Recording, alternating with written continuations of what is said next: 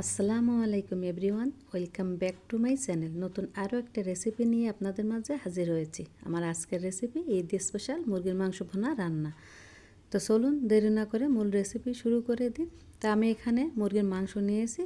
তা মাংসগুলো আপনারা আপনাদের পছন্দ মতো যে কোনোভাবে কেটে নিতে পারেন। তা আমি আমার পছন্দ মতো মাংস নিয়েছি, আর এখানে 1 কেজির একটু কম হবে। তো মাংসগুলো খুব ভালো করে পরিষ্কার করে ধুয়ে পানিটা ঝরিয়ে নিয়েছিলাম। এখন এখানে 1 চামচ পরিমাণ লেবুর রস দিয়ে দিলাম, আর দিয়ে দিচ্ছি এখানে শুকনা যে মশলা, লবণ, হলুদ গুঁড়া, ঝালের গুঁড়া আর ধনিয়ার গুঁড়া। এখানে আপনারা জিরার গুঁড়া বা জিরা বাটাটাও দিতে পারেন।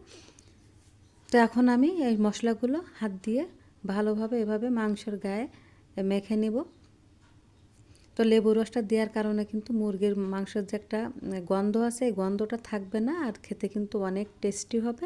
তো এটা কিন্তু ব্রয়লার মুরগি না, এটা হচ্ছে রোস্টের যে মুরগি আছে সেটাই। আপনারা যে কোনো মুরগি এই একই রেসিপিতে রান্না করতে পারবেন। তো এখন আমি ঢেকে আধা ঘন্টার জন্য রেস্টে রেখে দেবো। তো এখন আমি একটা বাটি নিয়ে নিলাম, এখন একটা মশলা তৈরি করে নেব। এখন নিয়ে নিলাম পরিমাণ মতো লবণ, হলুদ গুঁড়া, ধনিয়া গুঁড়া, জিরার গুঁড়া, ঝালের গুঁড়া, আর নিয়ে নিচ্ছি এখানে বাটা মশলা।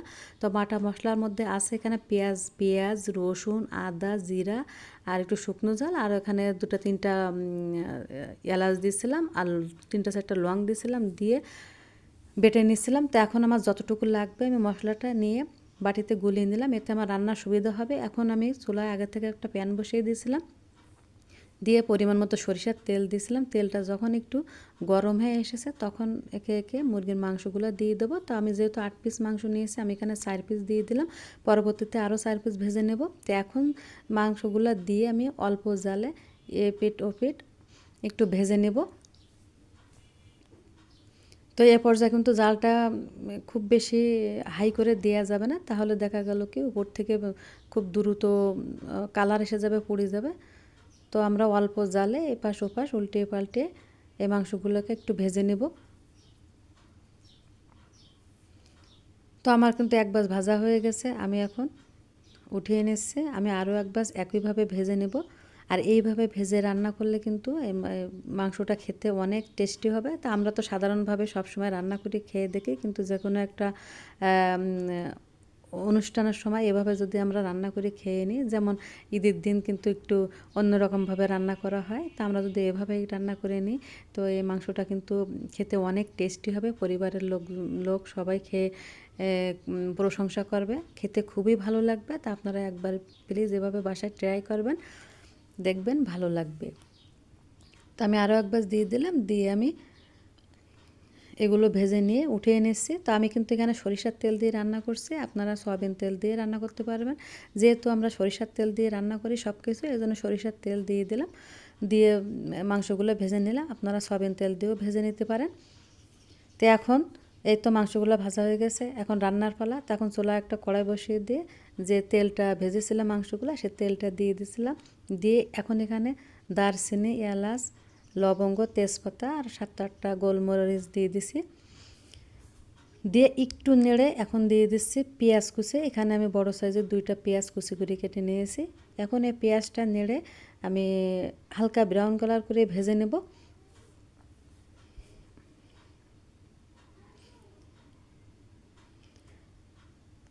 তো এভাবে নেড়ে নেড়ে দিয়ে পেঁয়াজগুলোকে ভেজে নেব।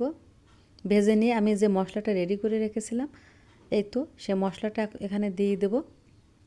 তো দেখুন এভাবে যদি রেডি করে না রাখতাম, যদি আমি এখানে শুকনা যে গুঁড়া মশলাগুলো ছিল তা এক এক করে দিলেই কিন্তু দেখা গেলো কি পুড়ে যাওয়ার সম্ভাবনা ছিল। তো যেহেতু মশলাটা আগের থেকে রেডি করে রেখেছি, আমার কাজ কিন্তু অনেকটাই এগিয়ে গেছে। আর একটু পানি দিয়ে দিলাম বাটিটা ধুয়ে, আর দিয়ে দিয়েছিলাম কিন্তু 1 টেবিল চামচ পরিমাণ টমেটো পেস্ট। ওই টমেটো পেস্টটা দিলে কিন্তু এই মুরগির মাংসটা খেতে আরও অনেক বেশি ভালো লাগবে। দিয়ে ঢেকে দিয়ে আমি 2 মিনিট মতো অল্প জালে মশলাটা কষিয়ে নিয়ে এখন যে মাংসগুলো ভেজে রেখেছিলাম সে মাংসগুলো দিয়ে দেবো। আর মশলার পরিমাণটা আপনার ডিপেন্ড করবে আপনি কতটুকু মাংস রান্না করবেন, তার উপরে কমিয়ে কিংবা বাড়িয়ে দিয়ে নেবেন। তা আমি যতটুকু মাংস রান্না করছি সে বুঝে কিন্তু আমি মশলার পরিমাণটা দিয়ে নিলাম। আপনারা এখানে মাংস পরিমাণটাও বাড়িয়ে নিতে পারেন, আবার মশলার পরিমাণটাও কমিয়ে বাড়িয়ে নিতে পারেন। তো এখন মুরগির মাংসগুলো দিয়ে মশলার সাথে একটু এভাবে নেড়ে নেব। এতে করে কী হবে, মুরগির যে মশলাটা কিন্তু মাংসের ভিতরে ঢুকে যাবে। এখন একটু পানি দেবো, দিয়ে কষিয়ে নেব। তো এখানে আমি প্রায় 1 কাপ পরিমাণ পানি দিলাম, দিয়ে এখন ঢেকে দেবো। ঢেকে দিয়ে আমি 5 মিনিটের মতো অল্প জালে মাংসটাকে সুন্দরভাবে কষিয়ে নেব। তো ফিরে এলাম 5 মিনিট পরে। তো যেহেতু বাটা মশলা দিয়েছি এখন কিন্তু পুড়ে যাবে, তো জালটা কমিয়ে দিয়ে এভাবে একটু উল্টে পাল্টে নেড়ে দেব।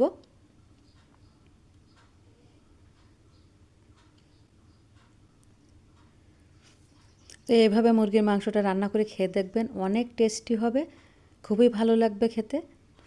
তো এখন দিয়ে দিলাম আমি 1/2 চামচ পরিমাণ ভাজা গরম মশলার গুঁড়া। তো এ পর্যায়ে দিলাম, কারণ কি এখন যেহেতু আমি মাংসটা কষাচ্ছি, কষানোর সময় যেহেতু আমি গুঁড়া মশলাটা দিয়ে দিই, ভাজা গুঁড়া মশলাটা, তাহলে কিন্তু এই ভাজা মশলার যে একটা ফ্লেভার, এটা মাংসের ভিতরে ঢুকে যাবে। দিয়ে একটু নেড়ে দিয়ে আমি এখন ঝোলের পানি দিয়ে দিচ্ছি। আসলে ঝোলের পানিটা এমনভাবে দিতে হবে যাতে করে রান্না করা হবে, এবং যেহেতু আমি ভুনা রান্না করব, বেশ ঝোল রাখবো না, তো সে বুঝে কিন্তু আমি ঝোলের পানিটা দিয়ে দিলাম। দিয়ে এখন ঢেকে দেবো। ঢেকে দিয়ে আমি মিডিয়াম টু লো হিটে 15 থেকে 20 মিনিটের মতো এটা রান্না করে নেব। এর মাঝে আমি 2-1 বার ঢাকনা খুলে উল্টে পাল্টে নেড়ে ছেড়ে দেবো। তা মাঝে কিন্তু আমি 2-3 বার নেড়ে দিয়েছিলাম। তা প্রায় আমি 16 মিনিট পরে ফিরে এলাম।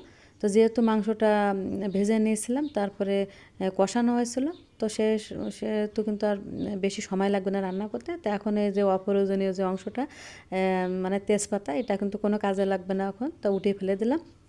দিয়ে এখন আমি ভাজা জিরার গুঁড়া দিয়ে দিলাম, দিয়ে 3টা কাঁচামরিচ দিয়ে দিলাম। এতে করে কাঁচামরিচের সুন্দর একটা ফ্লেভার আসবে। তো এখন দিয়ে ঢেকে দিয়ে আমি 1 মিনিট মতো রান্না করে চুলার ওপরে দমের উপর রেখেছিলাম 5 মিনিটের মতো। তো এই তো আমার কিন্তু রান্না হয়ে গেছে, আমি কাছ থেকে দেখাচ্ছি, দেখুন দেখতে কতটা সুন্দর হয়েছে, মাশাআল্লাহ, খেতেও কিন্তু অনেক টেস্টি হয়েছিল, জাস্ট ওয়াও। তো আপনারা এভাবে বাসায় অবশ্যই রেসিপিটা ট্রাই করবেন। তো এখন পরিবেশনের পালা। তো দর্শক, তৈরি হয়ে গেছে ঈদ স্পেশাল মুরগির মাংস ভুনা রান্না। আশা করি আমার আজকের রেসিপিটা আপনাদের ভালো লাগবে, আর ভালো লাগলে একটা লাইক দেবেন, আর খুব বেশি ভালো লেগে থাকলে আমার চ্যানেলটিকে অবশ্যই সাবস্ক্রাইব করে নেবেন। তো সকলেই ভালো থাকবেন, সুন্দর থাকবেন। আজকের মতো এখানে শেষ করছি। আল্লাহ হাফেজ।